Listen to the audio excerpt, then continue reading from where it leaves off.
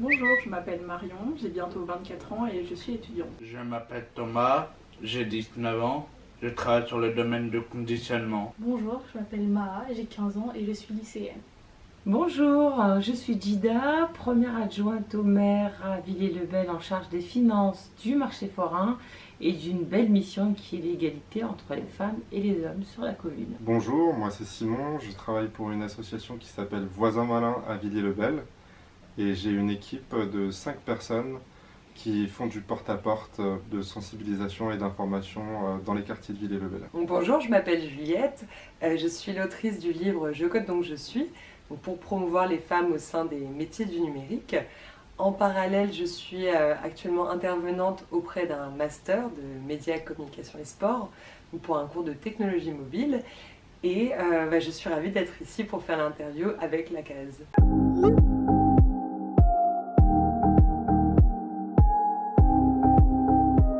Alors sur Instagram, je suis des photographes, des petits créateurs, également des infographistes et des dessinateurs.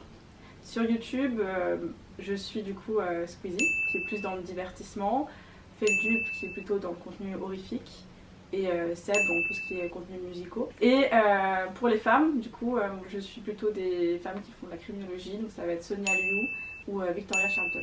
Je suis Marva Loud, c'est une chanteuse et je la suis sur YouTube. Alors moi je suis une personne qui suit beaucoup d'influenceurs, d'influenceuses, surtout d'influenceuses. Une en particulier, Sally. C'est une créatrice de contenu qui brise des tabous et qui voyage et j'aime bien ça. Des associations qui œuvrent plus généralement sur l'égalité entre les femmes et les hommes, comme le Haut Conseil à l'égalité. Alors moi je suis sur les réseaux sociaux, plus précisément sur YouTube, une personne qui s'appelle Beastie Cutie, alors c'est pas son vrai nom évidemment, mais il fait des vidéos sur un jeu vidéo qui s'appelle Age of Empires. Alors donc sur les réseaux sociaux, je suis des personnalités très diverses. Par exemple Justine Dupont, donc Justine Dupont 33 sur Twitter. Et en fait c'est une surfeuse professionnelle qui est l'une des meilleures surfeuses de grosses vagues au monde. Donc quand on parle de grosses vagues, c'est 15 mètres. Et c'est super intéressant de la suivre, de voir des très belles images et des vidéos de surf. Deuxième personne que je suis, c'est Tim Berners-Lee, donc c'est l'un des inventeurs du web. Et pareil, c'est très intéressant de suivre ses publications et ses posts sur Twitter. Après, au niveau de la promotion des femmes au sein des métiers du numérique, je suis plutôt des groupes. Par exemple, Women in Tech, qui a une portée plutôt internationale, donc on peut suivre des projets sur comment promouvoir les femmes au sein des métiers du numérique.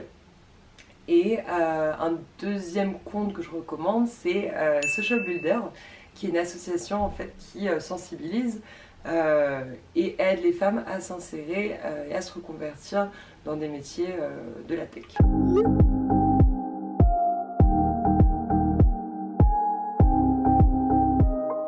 Pour moi, elles ne sont pas suffisamment représentées dans le numérique et d'une manière générale, pas que dans le numérique, c'est partout. Les femmes sont sous-représentées. Les freins qu'on pourrait y trouver, je pense que c'est dû certainement à un problème de confiance en elles. Très souvent, d'aller porter des projets, d'aller les défendre. Alors je pense qu'il y a autant de femmes que d'hommes qui sont sur les plateformes de création de contenu en ligne, mais par contre ils font pas du tout les mêmes contenus, c'est des contenus hyper genrés.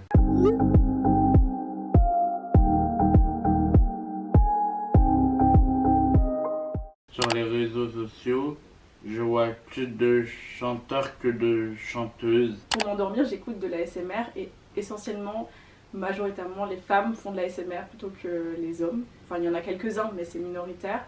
Et les hommes, par exemple, je sais que j'aime consommer des chaînes YouTube qui parlent de cinéma ou de philosophie. Et tout ce qui est contenu intellectuel, c'est essentiellement des hommes qui en parlent, même que ce soit de la science, etc.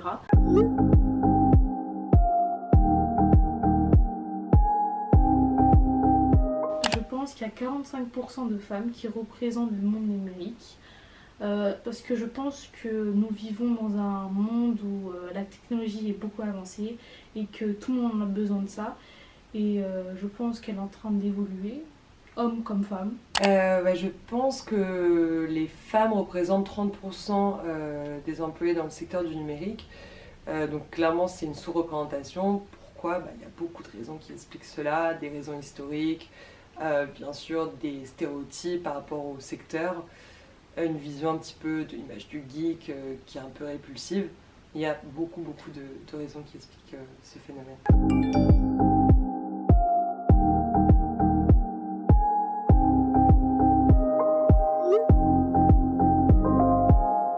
Je suis quand même surprise parce que 33%, ça me paraît relativement peu. J'aurais eu tendance à penser que ça aurait pu être quand même du 50-50 ou peut-être un peu moins, mais pas du 33%. Non, je ne suis pas surprise. Je peux juste dire qu'il y a quelques années, dans les années 50 entre autres, les femmes étaient aux alentours de 50%. Et pour moi, on a régressé malheureusement aujourd'hui. C'est des résultats qui me choquent personnellement, mais je pense qu'avec le temps, ça va évoluer vu qu'on vit dans un monde où on a besoin beaucoup d'informatique, de numérique.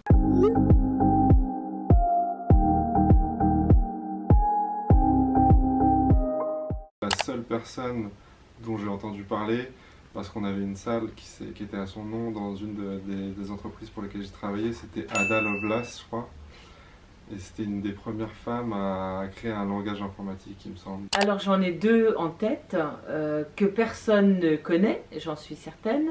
Donc Margaret Hamilton, elle a participé à la mission spatiale Apollo 11 en 1969, l'année de ma naissance. Ça malheureusement, je pense que très peu de gens le savent. Et puis celle qui a inventé le Wi-Fi également, Eddie Lamar. J'en ai deux. La première, c'est la chercheuse Isabelle Collet, qui a écrit de nombreux ouvrages sur les femmes et le numérique. Et par exemple, elle avait montré que avant 1980, il y avait beaucoup plus de femmes qui étaient codeuses. Et ça m'a permis un petit peu d'en savoir plus sur l'histoire des femmes et de la tech, et c'était passionnant à lire, donc je vous la conseille.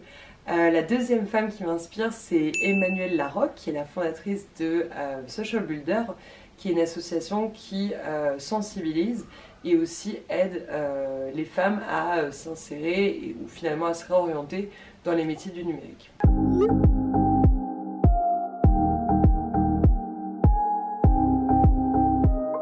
Petit âge, les femmes, elles sont induites à jouer à la poupée, à la dinette. Et du coup, je pense que c'est un peu une influence dès le petit âge de faire telle chose.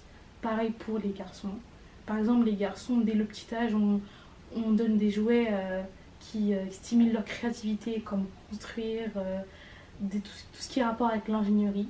Du coup, oui, ça a un peu un impact. On décourage beaucoup certaines femmes d'aller dans certaines filières parce qu'on dit c'est trop technique, tu vas pas y arriver, ou alors parce que actuellement elles sont dominées par les hommes, et du coup ça fait que certaines femmes suivent pas telle ou telle filière parce que elles sont dominées par les hommes et qu'elles se disent pas compétentes. Quand YouTube a débuté, il y avait très peu de femmes sur la plateforme et très peu de femmes faisaient de gaming. Maintenant elles en font plus. Mais je sais qu'il y a beaucoup de femmes qui se sont plaintes du fait qu'elles recevaient des remarques déplacées de la part de certains hommes. Et je pense que ça en restreint certaines à vouloir se lancer dans l'expérience. Ce qui est intéressant aussi dans le manque de représentation des femmes en ligne, c'est l'encyclopédie Wikipédia, donc qui est vraiment une porte d'entrée sur le savoir en ligne. Mais il faut savoir qu'il y a uniquement 19% de pages Wikipédia qui sont dédiées à des femmes. Et il y aurait à peu près 90% de contributeurs masculins. Donc ça montre déjà aussi ce manque de représentation des femmes dans le savoir en ligne. Et ce qui est intéressant, c'est qu'il y a des projets qui vont finalement lutter pour finalement mettre en visibilité ces femmes sur Wikipédia, comme le projet Les 100 pages, qui s'organise pour écrire des pages Wikipédia sur des femmes qui ont marqué l'histoire. Pour moi aujourd'hui, en tant qu'élue engagée sur notre commune à Villiers-le-Bel, ce serait de travailler davantage pour déconstruire les stéréotypes et dès le plus jeune âge. Ce que nous faisons déjà, mais il faut aller encore plus loin pour essayer, je l'espère, dans quelques années, dans quelques décennies, vers une société égalitaire.